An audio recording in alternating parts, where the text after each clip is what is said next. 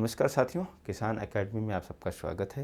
और साथियों, दक्षिण अमेरिका हम लोग अध्ययन कर रहे थे और इसमें हम लोग सैंटियागो तक पहुंच गए थे, चिली की राजधानी सैंटियागो, और उसी को लेते हुए हम लोग आगे बढ़ेंगे। तो मान लीजिए कि यहाँ चिली की राजधानी सैंटियागो है, ठीक है। तो सैंटियागो को ले लेते हैं।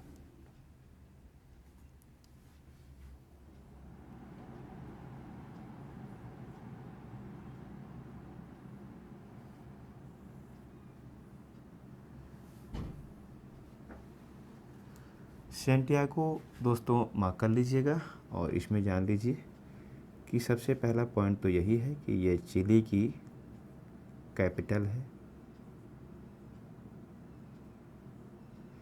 और दूसरी बात ये है दोस्तों कि जो ये हिस्सा होता है, आपको जब हम क्लाइमेटोलॉजी बताएंगे तो समझाएंगे जलवायु प्रदेशों के बारे में। और जलवायु प्रदेशों में जान लीजिए कि किसी भी महाद्वीप में अगर हम 30 डिग्री अक्षांश ले लें, उत्तर या दक्षिण, और 30 से लेकर के 45 तक, 45 डिग्री तक का जो पश्चिमी एरिया, जो हिस्सा होता है, जो वेस्टर्न हिस्सा होता है, उसको हम कहते हैं मेडिटेरियन टाइप क्लाइमेट रीजन, भूमध्य सागरीय जलवायु क्षेत्र।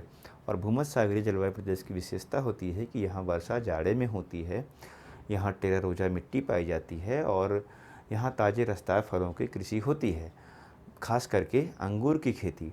और यही कारण है कि यहाँ शराब उद्योग का बड़े पैमाने पर क्या हुआ है, विकास भी हुआ है। और खाद्य प्रसंस्करण उद्योग यानी फूड प्रोसेसिंग का काम यहाँ बहुत ज़्यादा होता है। कहीं पर भी जहाँ जहाँ भी भूमध्य सागरीय जलवायु प्रदेश होगा, वहाँ ये सब चीज़ें होंगी। तो सैंटियागो भी भूमध्य सागरीय जलवायु प्रदेश में अवस्थित है। भूमध्य सागरीय जलवायु में अवस्थित है, और इसलिए यहाँ शराब उद्योग प्लस खाद्य प्रसंस्करण उद्योग का विकास हुआ है।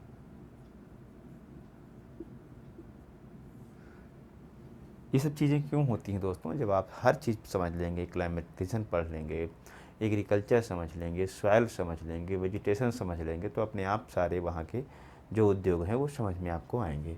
तो वो जब कॉन्सेप्ट की चीज़ें हैं, जब आपको पढ़ाएंगे तब आप समझिएगा।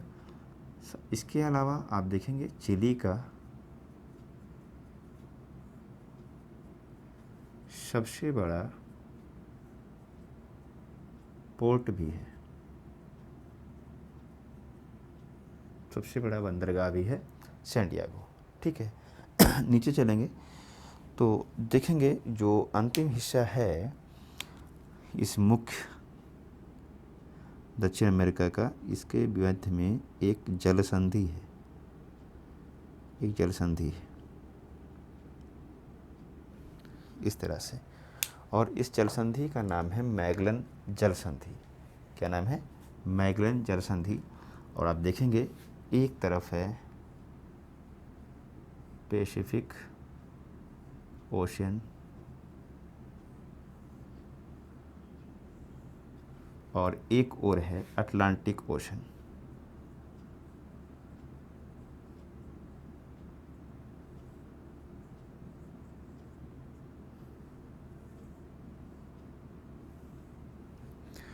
ऊपर है मेन साउथ अमेरिका, और नीचे है तिएरा डेल फिगो।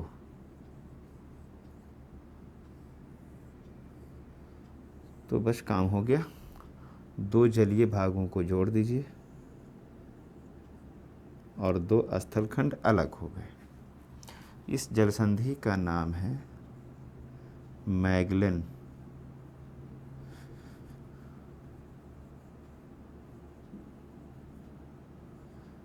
स्ट्रेट।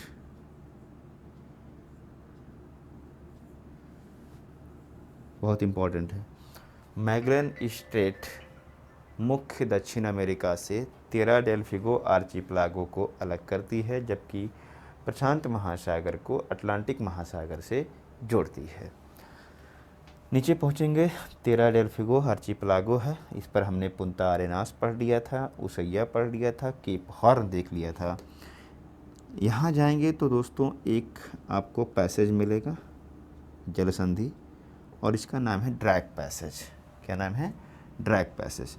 तो ऊपर है साउथ अमेरिका और नीचे है अंटार्कटिका।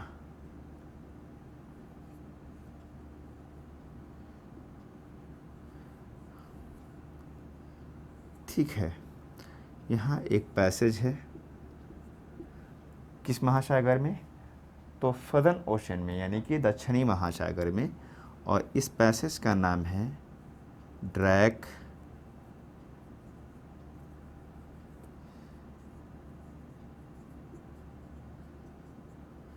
पैसेज। तो ड्रैक पैसेज क्या करता है? दक्षिण अमेरिका महाद्वीप को अंटार्कटिका महाद्वीप से अलग करता है, जो दक्षिणी महासागर की एक जलसंधि है। यहाँ तक ये हो गया। अब दोस्तों हम इधर की ओर बढ़ेंगे और आगे चलेंगे। देखिएगा, जो ये वाला हिस्सा आप देख रहे हैं, यहाँ पर आपको एक पठार मिलेगा, प्लेटू मिलेगा, जिसका नाम है पैटागोनिया प्लेटू। क्या नाम है? पैटागोनिया प्लेटू। देखिएगा ध्यान से, पैटागोनिया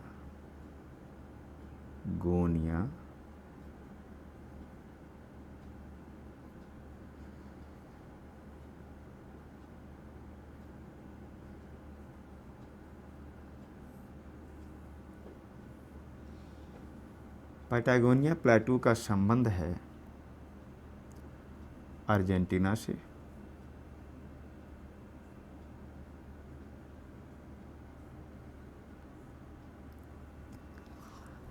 इस प्लेटू के कायदे समझिएगा दोस्तों, ये वास्तव में एक माउंटेन प्लेटू है। क्या है? माउंटेन प्लेटू। यानी कि एक तरफ इसके पर्वत है और फिर ये पठार है और फिर ये मैदानी क्षेत्र है। इस तरह से इसकी संरचना है। इसको कहते हैं इन माउंटेन प्लेटू, अर्थात गिरिपदीय पठार। अब गिरिपदीय पठार है, इधर से अगर हवाएं आएंगी, वर्षा करेंगी, तो इस रीजन में तो वर्षा होगी, लेकिन जब हवाएं इधर उतरेंगी तो एडियाबैटिक हीटिंग प्रोसेस हो जाने के कारण हवाओं में नमी कम हो जाएगी, और सापेक्ष आर्द्रता जब कम हो जाती है तो वर्षा की प्रतिकूल दशा हो जाती है, तो यहाँ वर्षा नहीं होगा। तो यहाँ क्या हो जाएगा? वृष्टि छाया क्षेत्र हो जाएगा, यानी कि रेन शैडो एरिया हो जाएगा। तो इसको भी देखिए, इधर एंडीज है और इधर ये पठार है, तो ये रेन शैडो हो गया, यानी कि एक वृष्टि छाया क्षेत्र है। ये वृष्टि छाया क्षेत्र, और वृष्टि छाया क्षेत्र है, जब वर्षा 25 सेंटीमीटर से कम हो जाएगी तो एक मरुस्थल हो जाएगा। जब वर्षा ही नहीं है तो इसको मरुस्थल भी हम कह सकते हैं। लेकिन मरुस्थल कैसा है? ये शीत मरुस्थल का उदाहरण है, ये जानते रहिएगा। पैटागोनिया एक शीत मरुस्थल का एग्जाम्पल है दोस्तों, इस बात को आप जानते रहिएगा। आगे देखिए, इसमें क्या विशेषता है कि इस एरिया में आप जाएंगे तो आपको बहुत सारी भेड़ें दिखाई देंगी, यानी भेड़ पालन के लिए ये बहुत ज़्यादा प्रसिद्ध है एरिया अर्जेंटीना का। भेड़ पालन के लिए प्रसिद्ध है। ओके, ये हो गया पैटागोनिया। पैटागोनिया के बाद आप आगे बढ़ेंगे तो एक ये वाला जो एरिया दिख रहा है, इसको पंपास कहते हैं। पंपास क्या है? एक समशीतोष्ण घास के मैदान होता है। जब क्लाइमेट रीजन बताएंगे तो आपको बताएंगे, हर महाद्वीप में आप देखेंगे इस रीजन में एक समशीतोष्ण घास मिलेगी। ठीक है, तो इसको कहते हैं पंपास।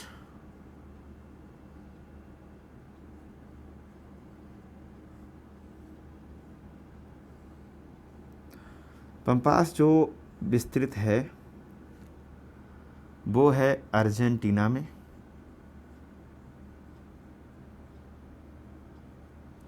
और एक देश है छोटा सा उरुग्वे।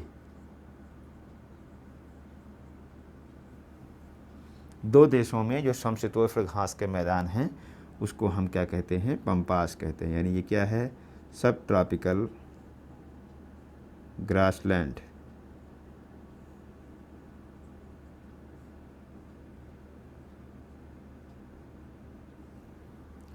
ओके, ध्यान दीजिएगा दोस्तों, जहाँ जहाँ पर भी ये समशीतोष्ण घास के मैदान वर्ल्ड में होंगे वहाँ पर गेहूं की कृषि बहुत ज़्यादा होती है। क्यों होती है, जब एग्रीकल्चर पढ़ाएंगे आपको वर्ल्ड ज्योग्राफी में तो आपको बताएंगे कि यहाँ पर क्या होता है कि एक घास होती है, जो ये पम्पास घास होती है, इसके अलावा आप यहाँ पे जो मिट्टी होती है उसका नाम है चर्नोजम। उसमें ह्यूमस की मात्रा बहुत ज़्यादा हो जाती है इस घास के कारण, जिसके कारण गेहूँ बहुत पैदा होता है। खास करके टेम्परेचर यहाँ का इतना होता है कि गेहूँ की फसल को बहुत सपोर्ट करता है। तो ये एरिया गेहूँ भंडार उत्पादन के लिए बहुत प्रसिद्ध है और इसमें दो स्थान आपको मिलेंगे। एक स्थान है बाहिया ब्लांका और एक स्थान है आपको रोजेरियो। दो स्थान आप मार्क कर लीजिएगा, ढूंढ लीजिएगा। तो आप देखिएगा, अगर हम बाहिया ब्लांका से ले करके रोजेरियो तक आए, एक चांद बन जा रहा है। इसको कहते हैं अर्धचंद्राकार क्षेत्र।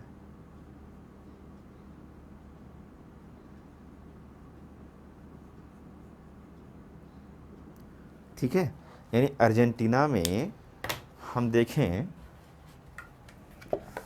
तो रोजेरियो एक स्थान ढूंढ लीजिए और एक बाहिया ब्लांका ढूंढ लीजिए। दो स्थान खोज लीजिए अर्जेंटीना में और फिर देखिए वहाँ पर बनता है एक आधा चांद।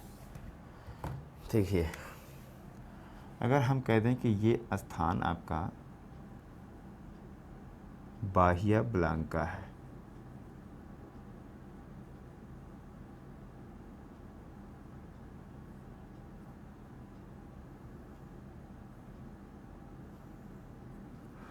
और यहाँ पर एक स्थान कर दीजिए जिसका नाम दे दीजिए रोजेरियो। ये सब अर्जेंटीना में है और यहाँ से अगर हम ऐसे बना दें इसको तो ये बन गया अर्धचंद्राकार क्षेत्र।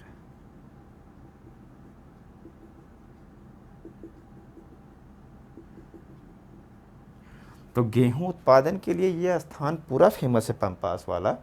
लेकिन देखिएगा, जो ये अर्धचंद्राकार क्षेत्र है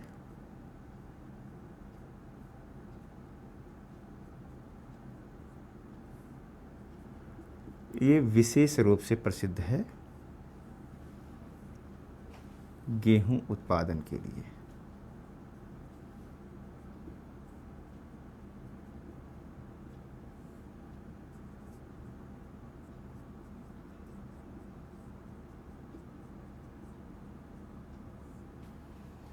ठीक है, गेहूं उत्पादन के लिए प्रसिद्ध है। अब यहाँ पर ये समझिए दोस्तों कि गेहूं खूब पैदा होगा, साथ ही साथ जो भी स्ट्रेपी जलवायु होती है जहाँ इस तरह की घास होती है वहाँ गेहूं उत्पादन तो होता है, साथ साथ व्यापारिक उद्देश्य से यहाँ पशुपालन का कार्य भी होता है। यानी कि मीट उत्पादन का काम होता है, तो यहाँ पशुपालन होता है बड़े पैमाने पर। तो इस क्षेत्र में मीट प्रोसेसिंग का काम बहुत ज़्यादा होता है और विशेष करके दो स्थान आप ध्यान रखिएगा, एक तो ब्यूनस आयर्स और एक मॉन्टेविडियो। एक मॉन्टेविडियो यानी कि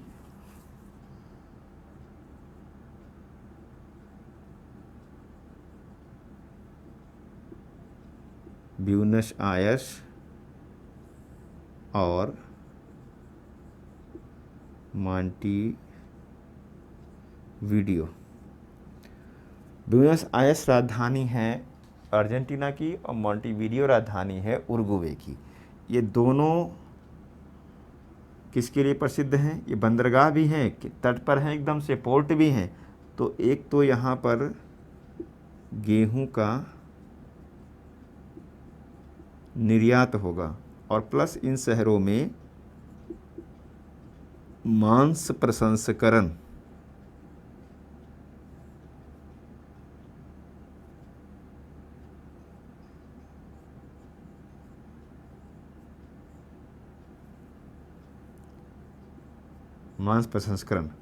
उद्योग का बड़े पैमाने पर विकास हुआ है। इस चीज़ को आप जानते रहिएगा, ठीक है ना। आगे जो ये घास का मामला है, इसमें अल्फा का जिक्र होगा, पौष्टिक घास होती है, वो सारी चीज़ें हम एग्रीकल्चर में आपको बताएंगे, यहाँ ज़रूरत नहीं है। तो इतना हिस्सा ये हो गया। ऊपर बढ़ेंगे, ये वाला हिस्सा देखिए, इसको कहते हैं ग्रान चाको। ये क्या है? ग्रान चाको। तो ग्रान चाको वास्तव में है क्या? बोलीविया, अर्जेंटीना और पराग्वे 3 देश हैं, इनकी मिश्रित वनस्पति को हम ग्रान चाको कहते हैं।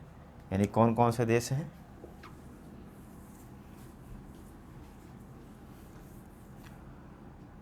बोलीविया,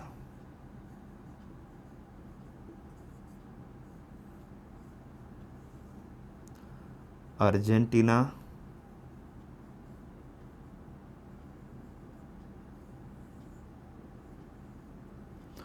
और एक है पराग्वे।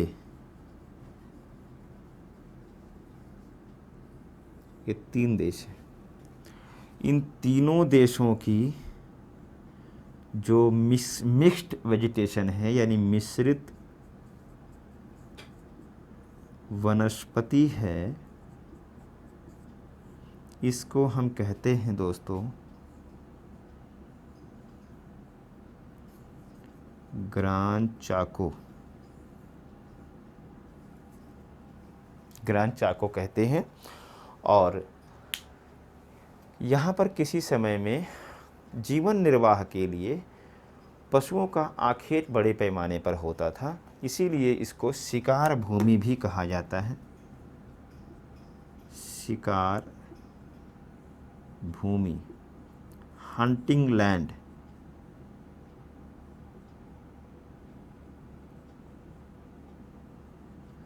हंटिंग लैंड कहा जाता है। लेकिन वर्तमान में यहाँ पर शिकार को पूरी तरह से प्रतिबंधित कर दिया गया है। तो यहाँ के लोग, जो रहने वाले लोग हैं, वो जीवन निर्वाह के लिए अब कृषि का कार्य करना यहाँ पर शुरू कर दिए हैं और कृषि को प्रोत्साहित भी किया जा रहा है। तो इस तरह से ये हो गया ग्रान चाको। आगे बढ़ेंगे दोस्तों, यहाँ पर देखेंगे, ये ब्राज़ीलियन हाईलैंड है, ब्राज़ीलियन उच्च भूमि है, इसको देख लीजिए।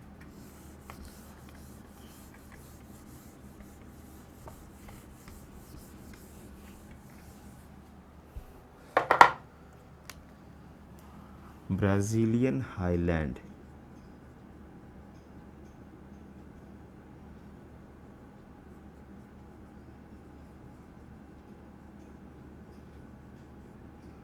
ब्राज़ीलियन उच्च भूमि यानी पठारी हिस्सा है ये। और इसके बारे में जानेंगे कि ब्राज़ीलियन उच्च भूमि ब्राज़ील में खनिज संसाधनों के लिए बहुत ज़्यादा प्रसिद्ध है। जैसे इसमें कोयले के खान मिलेंगे, आपको लोहे की खान मिलेंगे, और इस क्षेत्र में कॉफ़ी की कृषि भी बड़े पैमाने पर होती है, क्योंकि पहाड़ी रीजन है, पठारी रीजन है, तो यहाँ पर आपको देखने को मिलेगा। यानी इसका संबंध किससे है? तो आप कहेंगे ब्राज़ील से है। और इस रीजन में क्या मिलेगा? लौह, कोयला इत्यादि के भंडार मिलेंगे, ठीक है। साथ ही साथ दोस्तों, ये कॉफ़ी भंडार के, कॉफ़ी उत्पादन के लिए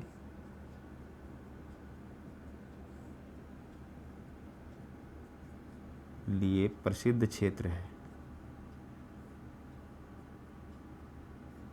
ठीक है ना।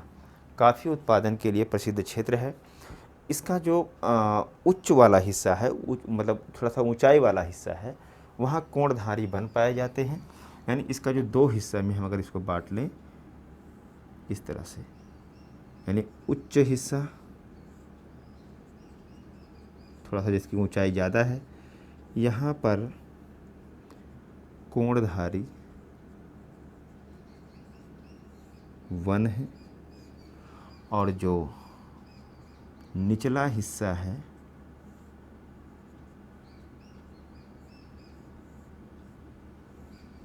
जो इसका निचला हिस्सा है, ये वास्तव में कंपोस्ट का नाम सुने होंगे आप।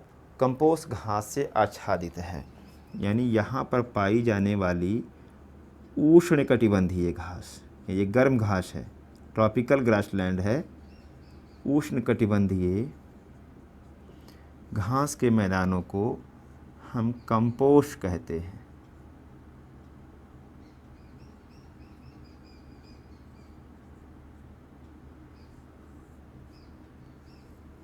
तो कहेगा कि कौन समशीतोष्ण और उष्णकटिबंधीय घास है, तो उष्णकटिबंधीय घास को कंपोस्ट कहते हैं और यहाँ समशीतोष्ण घास को पंपास कहते हैं, ये ध्यान रखिएगा। इसी क्षेत्र में एक पठार है, उसको याद रखिएगा, मातो ग्रासो प्लेटो, इसको याद रखिएगा। मातो ग्रासो पठार जो है, इसका विस्तार इसी क्षेत्र में है, ब्राज़ील में, और थोड़ा सा हिस्सा इसका बोलीविया में भी चला गया है। ये ध्यान रखिएगा कि मातो ग्रासो पठार का है। इसके बाद दोस्तों हम ऊपर की ओर बढ़ेंगे और ऊपर देखेंगे, एक है गुयाना उच्च भूमि, और उससे पहले थोड़ा सा चीज़ और जान लीजिए। हमने अभी कहा कि इस क्षेत्र में लोहे के भंडार बहुत ज़्यादा हैं, तो इसमें 2 स्थान आपको मार्क करना है, खोज लीजिएगा। 2 स्थान आपको मिलेंगे, एक है इताबीरा, ठीक है, और एक है बेलो होरिजेंटो।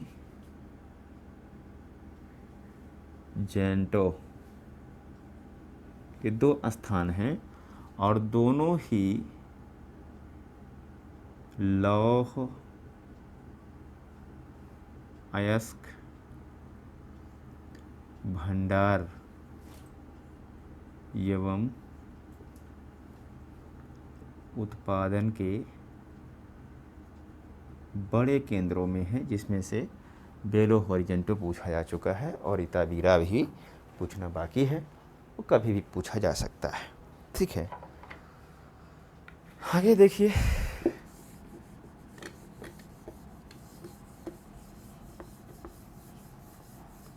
गुयाना हाईलैंड को देख लेते हैं। यहाँ पर देखिए, ये गुयाना हाईलैंड है,